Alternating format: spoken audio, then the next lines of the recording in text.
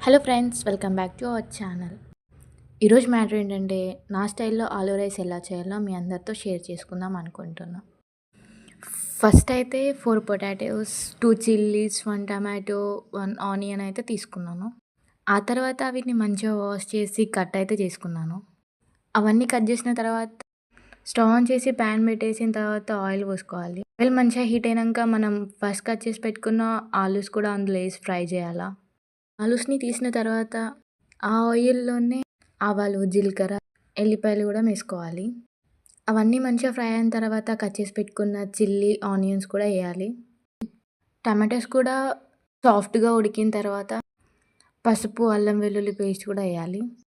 అవి కూడా మంచిగా ఫ్రై అయిన తర్వాత మనం ముందుగా ఫ్రై చేసి పెట్టుకున్న ఆలూస్ కూడా అందులో ఎయాలి.